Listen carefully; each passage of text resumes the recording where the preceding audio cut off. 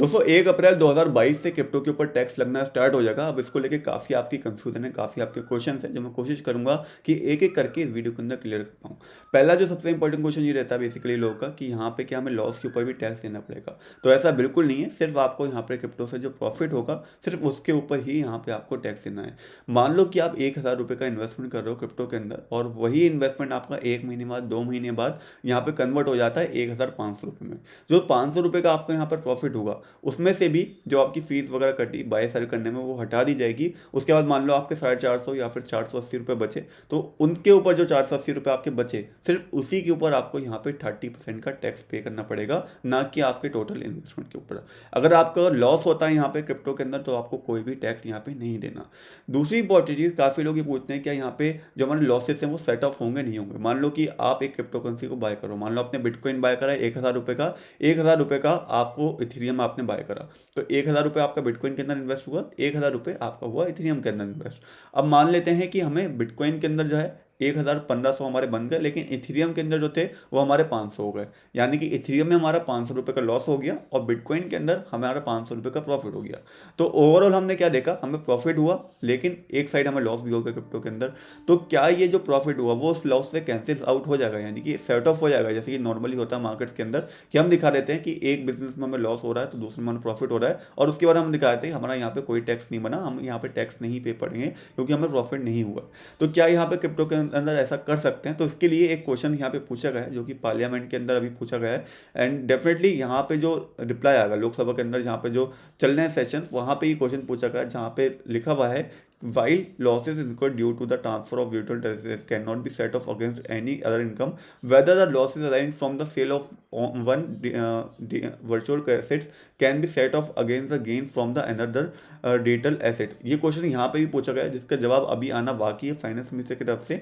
May be hope करते हैं कि ये यस ही आए, मतलब सेट ऑफ करे जाएंगे, क्योंकि ये ज़रूरी है यहाँ पे सेट ऑफ करना। अगर ये सेट ऑफ नहीं होते हैं तो हमारा मान लो कि आपका एक चीज़ में 100 रुपये का लॉस हुआ, दूसरे में 100 का प्रॉफिट हुआ, तो आपको 100 रुपये भी टैक्स देना पड़ेगा, मतलब आपकी इनकम भी नहीं हुई, आपको टैक्स भी देना पड़ेगा, एंड वो बहुत ही बुरी चीज़ होगी। तो ऐसी चीज़ यहाँ पे होनी चाहिए, इसका जवाब में भी यस होना चाहिए। जो भी आएगा मैं आपको टेलीग्राम के अंदर ज़रूर अपडेट कर दूंगा। तो ये हमारा दूसरा क्वेश्चन था जो आप लोगों में से ज़्यादातर लोगों के दिमाग में ये चीज़ आई होगी कि लॉसेस जो हैं वो सेट ऑफ यहाँ पे करे जाएंगे नहीं करे जाएंगे। तीसरा क्वेश्चन यहाँ पर जो इंपॉर्टेंट है वो ये है कि कब से टैक्स लगना स्टार्ट होगा। तो देखो नेक्स्ट मंथ से, यानी कि 1 अप्रैल 2022 से आपका जो टैक्स है वो कैलकुलेट होना स्टार्ट हो जाएगा, यानी कि उसके बाद से आपका जो भी प्रॉफिट होगा क्रिप्टो को बाय सेल करने में, जो भी आपका प्रॉफिट बनेगा उसके ऊपर आपका 30% टैक्स लगना स्टार्ट वहाँ से हो जाएगा। और वो जो आपको टैक्स होगा वो पे करना पड़ेगा नेक्स्ट ईयर में, यानी कि 2023 को, जब आप अपना यहाँ पे सबमिट करोगे पूरा फॉर्म वगैरह जाके। जो ऐसे भी टैक्स भरते हैं, मैंने आज तक भरा नहीं, लेकिन नॉर्मली पब्लिक ने कभी नहीं भरा होगा, जो भी नॉर्मल स्टूडेंट वगैरह हैं जो टैक्स भरते हैं उनको ज़रूर इसके बारे में पता होगा।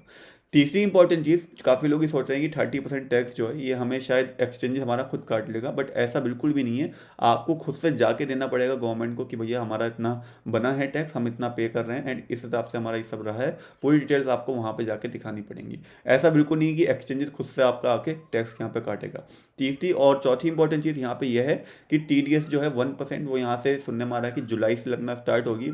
1 जुलाई से आपका 1% TDS भी यहाँ पे कटेगा। TDS का मतलब क्या कि आप अगर ट्रांजेक्शन करते हो, मान लो कि डिपॉजिट करते हो तो 1% आपका वहाँ पे फीस लगेगी।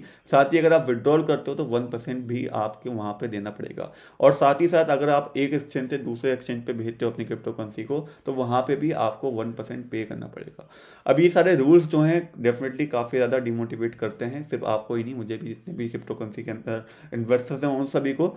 लेकिन अभी तक इसके ऊपर कोई भी अपडेट गवर्नमेंट की तरफ से यहाँ पे नहीं आया। हालांकि कुछ क्वेश्चंस हैं यहाँ पे जो पूछे गए हैं गवर्नमेंट से कि इन सारे क्वेश्चन का आप आंसर दीजिए। सारे क्वेश्चन जो हैं क्रिप्टो इंडिया भाई के आपको ट्विटर के ऊपर भी मिल जाएंगे, साथ ही साथ मैं आपको टेलीग्राम के ऊपर भी शेयर कर दूंगा, लिंक मैं डिस्क्रिप्शन के अंदर दे रहा हूँ, ज्वाइन कर लेना, बिल्कुल फ्री है। वहाँ पे आपको ये सारे क्वेश्चन मिल जाएंगे। इनके जब आंसर निकल के आएंगे तो मैं आपके साथ ये सारी चीज़ें शेयर करूँगा, जहाँ पे आपको पता चल पाएगा कि गवर्नमेंट का क्या मानना है इन सारी चीज़ों के ऊपर। जहाँ पे हमारे क्वेश्चन काफ़ी ये भी पूछा गया है कि यहाँ पे जो कॉस्ट होती है, अगर हम माइनिंग कर रहे हैं क्रिप्टो से, तो यहाँ पे जो कॉस्ट लगती है, जो मशीनरी की, जो इलेक्ट्रिसिटी की, क्या वो कैलकुलेट करने के बाद ही टैक्स यहाँ पे निकाला जाएगा या फिर डायरेक्ट फ्लैट यहाँ पे 30% टैक्स देना पड़ेगा? और भी बहुत सारे क्वेश्चन यहाँ पे हैं जो गवर्नमेंट से इस टाइम पूछे गए हैं, जिसका आंसर हमें इसी जो लोकसभा के अंदर सेशन चल रहा है उसमें मिलेगा। एंड जैसे ही मिलेगा मैं आपके साथ डेफिनेटली शेयर करूंगा टेलीग्राम के ऊपर भी, एंड साथ ही साथ वीडियो के अंदर भी। तो रेगुलर अपडेट के लिए आप डेफिनेटली टेलीग्राम भी ज्वाइन कर लो, एंड डिस्क्रिप्शन में लिंक दे रखा है, वहीं से ज्वाइन करिएगा। साथ ही साथ आप वीडियो भी रेगुलर देख सकते हो चैनल को सब्सक्राइब करके। अब यहाँ पे जो ये सारे रूल्स हैं, डेफिनेटली इसका नेगेटिव इम्पैक्ट है मार्केट के ऊपर, और हमें काफ़ी टाइम से देखने को मिल रहा है।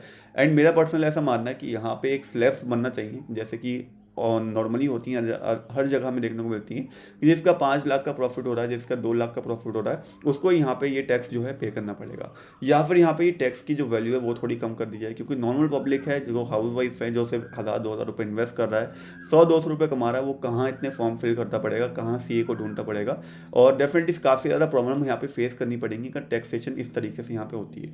एक चीज़ और, अगर आप अभी सेल करके निकाल लेते हो अपनी क्रिप्टो करेंसी को, तो मे भी आपको यहाँ पे टैक्स नहीं देना पड़ेगा, क्योंकि ये जो एप्लीकेबल होगा ये 1 अप्रैल 2022 से होगा, उसके बाद से।